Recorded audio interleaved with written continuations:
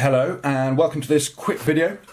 It's Bert, the editor of the Pro Detailer magazine.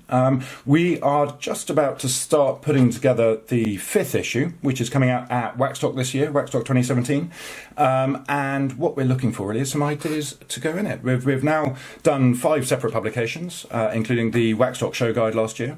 And I was just going to run through what we've got so far and really looking for ideas and for feedback on what you'd like to see in the next one. We've got quite a lot of comments already and quite a lot of ideas, but I just want to kind of open the field, open the table and say, hey, what would you like to read about in the next issue?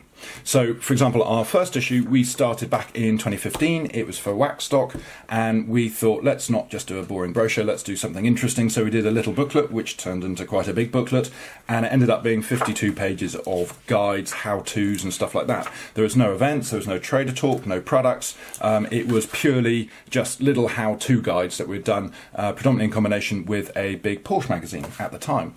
So if you like that side of things, if the guides are what it's all about, let us know. And we can focus on those in issue 5. Then in issue 2, this is when we kind of became a bit thicker, so it went to 92 pages, and we brought in the events section. We went around all the shows and said hello to all the traders and guys, and took lots of photos and sort of keep up to date. Now, events, again, I don't know if it's something people like to read about. I quite enjoy putting them together. It gives me an excuse to get out of the office, but obviously if it's something that you quite enjoy reading through, let us know and we can do more of them. And then we also did a product section for the first time. So again, these aren't reviews, these are just, here is a product, it's usually a new product, this is what it claims to do, this is why it's different, this is where you can get it from, and this is how much it costs. So it's just a kind of a quick rundown of the products around. So for example, at this time Swissvax Utopia came out, and so we've got that, and the Supernatural Hybrid Nano from Dodo Juice. So we had that section, and again, let me know, do you like that sort of product, kind of quick review, or would you prefer purely kind of in-depth long reviews of products? Also, we've got in this one the trader talk. Now the trader talk and showcase sections in issue 2 were one and the same, so we had a combination of our members' work along with interviews. So this is John Hole of Detailing World fame, random stuff somewhat on what sort of vans and stuff work for working in the mobile valeting detailing trade, new bits of kit, new bits of technology, that sort of thing. And then we had things like the crossword. That's a perfect example. We've only done the one so far. It took a lot of thinking, has to be said. Again, I didn't have much feedback on whether people liked it or not. If you did, let me know. If you thought it was too easy, let me know and I'll do my best. If you think it was too hard, we can perhaps tone it down a little bit. I know some things were a little bit cryptic and it was slightly kind of trader insider chat. So if you're not kind of completely obsessed by detailing and the detailing trade, then a lot of it was probably double Dutch. Then we had the car care side. So like issue 1, we've started doing, well, we continue to do guides, and again covering all sorts of topics. Now if there's a particular topic you would like covered, that's a perfect thing. Do just comment on this thread, let me know, and we will endeavour to do it. I mean, we've done a lot of them over the 4 different magazines already, but if you've got an idea that we haven't done or something you'd like us to do in more depth, absolutely shout and we'll do our very best.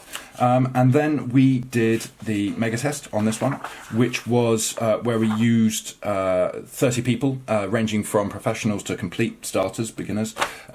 We put in, I think, 18 products over 3 categories. We put them in little tiny bottles with just a number on, so they didn't know what they were testing, although a lot of guys did manage to guess 1 or 2 of the products.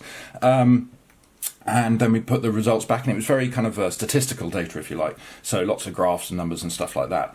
And it was interesting. It was really interesting what people enjoyed using. And I think a lot of people saw the results and thought, crikey, didn't expect that one. So yeah, that was issue 2. Issue 3 is one of my personal favourites.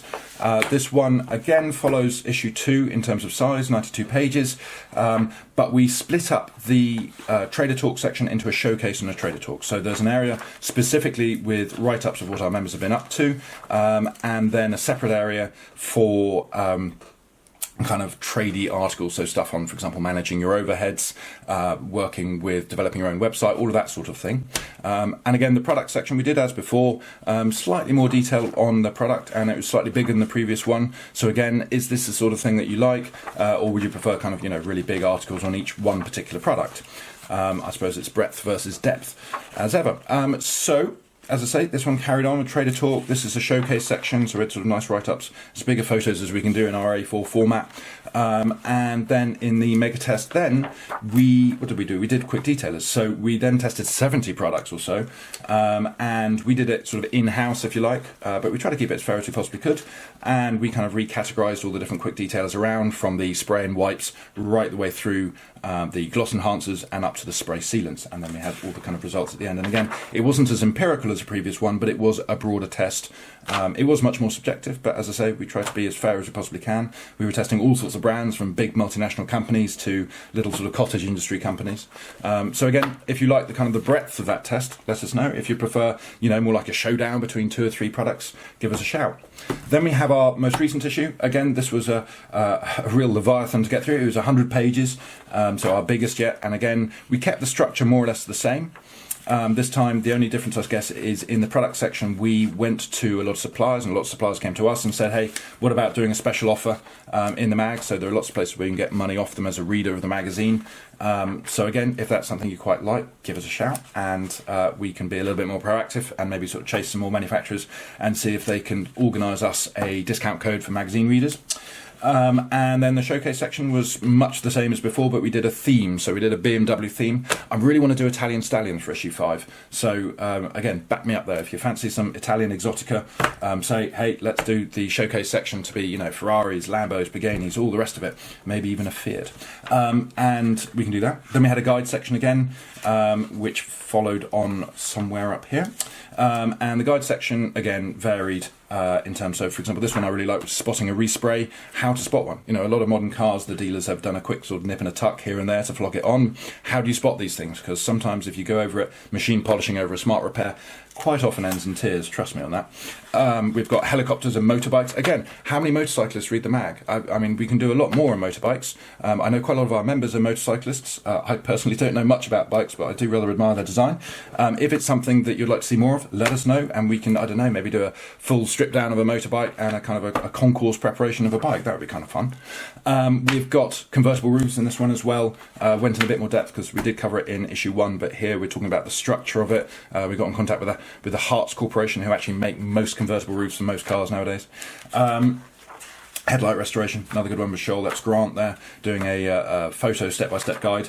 And we did here, this Paul Every, Rebellion Automotive, on trim dressing. So this is an old Porsche, as you can tell, the ducktails got a little faded.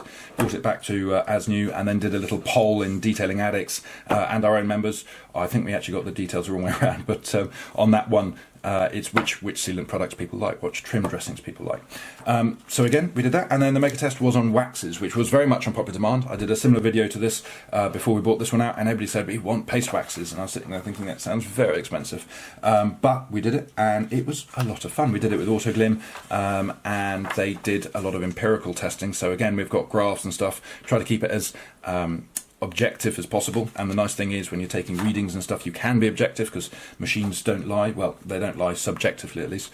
And we're going to be concluding that one, so we've got tons of results on waxes here, as you can see. Loads of ones tested. Test them under different criteria as well, including Fusso and stuff for the enthusiasts, and things like Brightmax Vantage, which is one of the big unsung heroes for the professionals. We also did, finally, and I don't want you to go on, I know we're already at 8 minutes, I said we would go no further than 10, Wax Stock Guide 2016. Dom and PJ and John have very kindly agreed to allow us to do the Wax Stock Guide for 2017. So this one was predominantly what you'd expect from a guide. It was a timetable, it was what you can expect to do, what the competitions are. And there was a little bit of sort of interesting bits and bobs, a bit of folly here on a little poem of all things. I think it's probably the first poem in a show guide ever, and probably the last, I guess, as well. But anyway, we did a step-by-step wash guide as well with Nanalex/Cheshire Auto Detailing, which was more expansive than the one we did in issue 1, and I think that's really good. It's really useful. It's for somebody who's just sort of turned up to Wax Stock because they want to get into it. Here is how to wash a car safely. Now, if there's a particular article you'd quite like to see in this, or a feature, I mean, I'm always open to lots of ideas. So if you say, look, what about this for doing it? Just bung it in the comments, and we will hopefully get it in there for you. So, yeah. that's the request, is if you've got ideas for issue 5, that'd be brilliant. If you've like to get any of the previous copies, we've got copies of them all. Issue 1 and this wax stock guide are running very low though. I suspect within a month they will run out. We've got plenty of issue 2 and some of issue 3 and plenty of issue 4 as well. So it's all on our website at www.pro-detailer.com. Many thanks.